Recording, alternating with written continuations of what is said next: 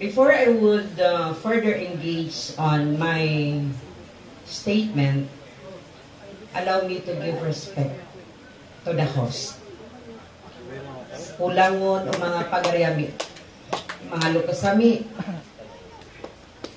kiyaw man namin sangkay ni Aingot.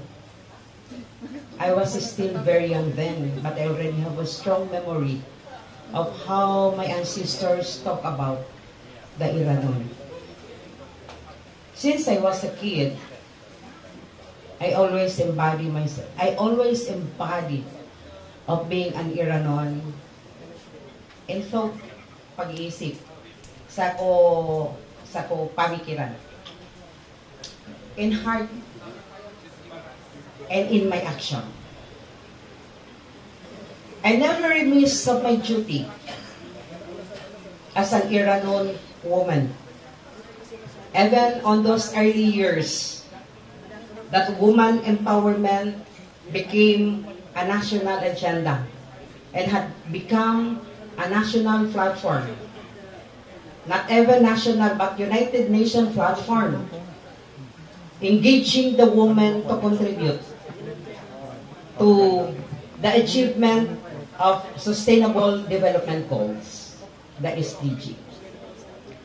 While I stand before people of different nations, I not just represent being a Filipina woman, but always highlight and aggressively respond to the call and announce, and I made a pronouncement that I am a Filipino, but proudly Iranian. What's the relevance of it? If we are going to succeed and achieve the goal of uniting the Iranon across the Southeast Asians, with the hope that it could be given or recognized by United Nations, and it would become a platform for a nation to be established, primarily actor of it are we, Iranon. No one would embody it unless sikitano ang mga Iranon. On the account of history, dato ang Puan Lukasami,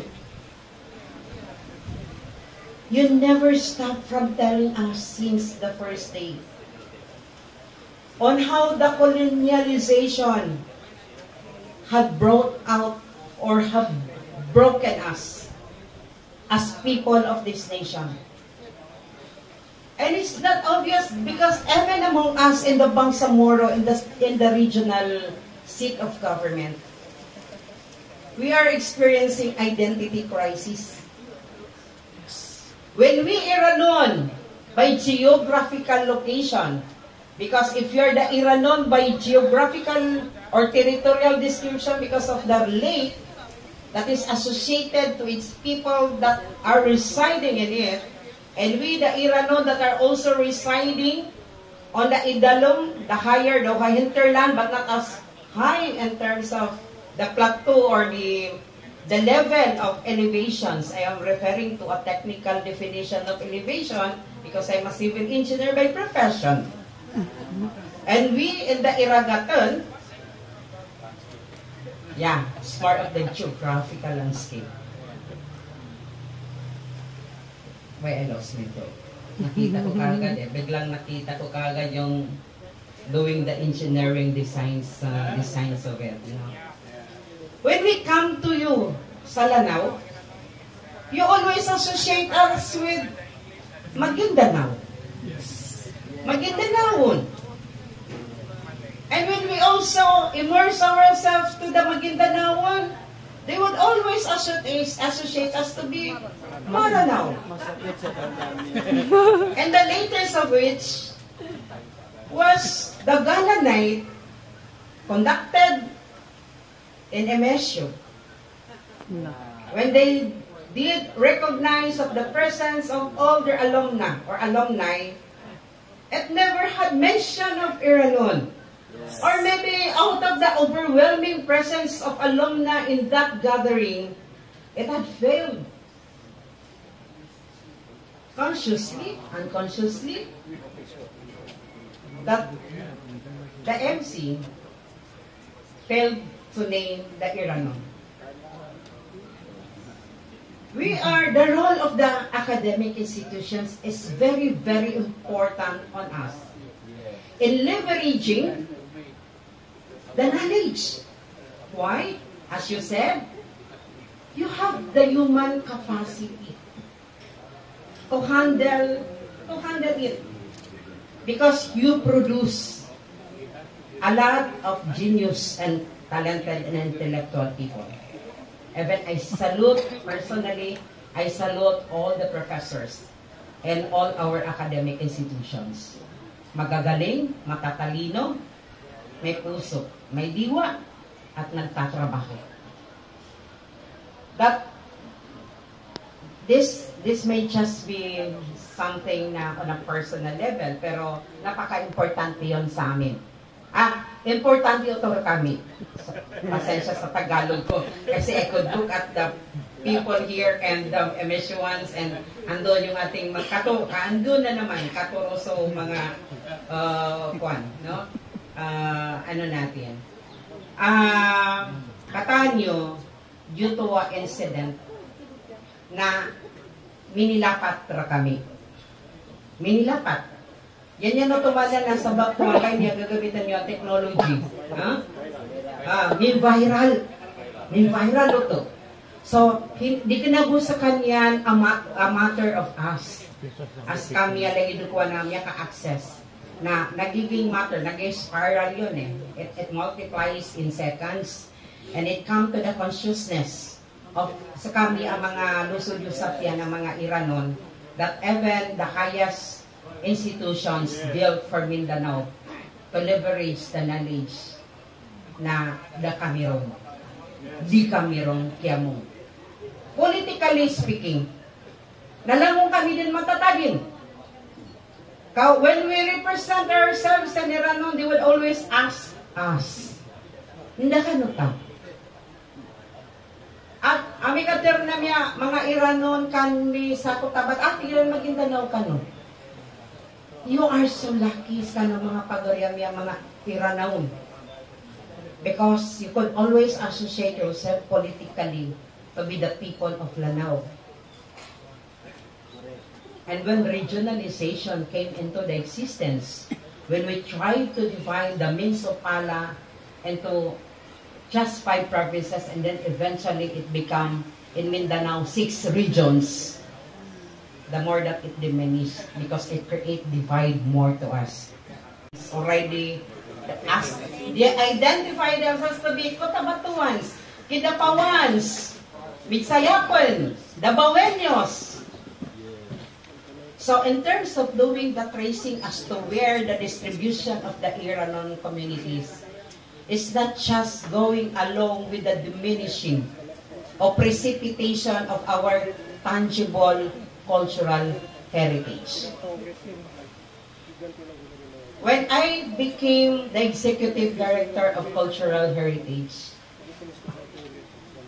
I realized, because I could hardly imagine a civil engineer at that heading a cultural office. I thought I was about to resign because I was the tourism secretary. That after the second election of Governor Mujib Ataman, he placed me to the Executive Director of the Cultural Heritage, now the BCPCH, which is your co-sponsor in handling this activity. But I asked OWA, I prayed a lot to see the relevance was why I was there. When Governor told me that when I was placed at the tourism department as the minister or secretary, I was the first secretary in the whole armed history of tourism that I brought cultural heritage, cultural tourism. And he was so impressed. He told me, I know you're putting that into public view. And he said, look at Marites. She could always do a lot of innovations. And you were somehow had visited the villages that we had set up inside the compound of the ARMM. And he challenged me to build an Iranon village. So what I did, I go down to community to ask about the design of the Iranon village. How does a Turugan of Iranon looks like? Because in my consciousness, hindi ko na ma-recall. I could not recall it anymore. So I move around communities and look for old people, even those that does the carpentry, just to research about Dr. Gan. I just good enough that I am a civil engineer. Just the functions they gave me, and there I put it. I built it on the limited budget that were provided or that was provided to me. And people of Iranon from different origins are coming to the village. And most of them is thanking the initiative. Because a lot of the Iranon millennials no longer identify themselves as Iranon because they felt they are not belonging to any major tribe. So they adapted, they changed the information that when ethnicity now calls for putting the information, they either put Maranao, they either put Maguindanao. And they're very much open and honest to tell that they do not also understand their being an Iranon. Now with the globalization being transferred to the cultural heritage, on a very quick note, I went to NCCA just to understand. I asked for a 1-week seminar just for me to learn about culture and heritage. Because when we were already deliberating on our budget, there was a very heated argument on issues like culture and heritage. What's the difference? There was a heated argument. But I won the discussion when I say, I could not be upfront with you here. If beforehand, I never had prepared myself. I earned a quick degree from the National Cultural Office. And they in a way give into the argument. And my budget, when I entered BCX, the budget of BCX was only 5 million. But during the first deliberation, it had increased to additional 11 million. That's why we were able to bring the Budayao under the BIMP IAGA, under the new pillar. Because at the time of President Duterte, the new pillar on culture has also been within the ambition natin 2040. It was in his time. And in same way, in the BIMP, they also had added one pillar on the social, education, and culture, which I become a member to the technical working group, and our participation to the first Budayao during the 50th ASEAN Summit, and the first BIMP Social Education Cultural Program, the Budayao, has been implemented in General Santos City.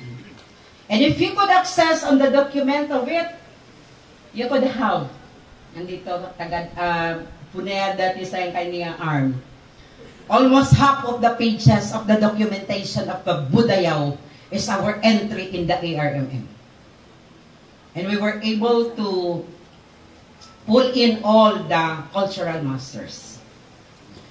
So given the issues which are too big enough, the quest for truth will always be very, very challenging. Because there's a lot of historical writings, and at some point, they run in contrary to each other.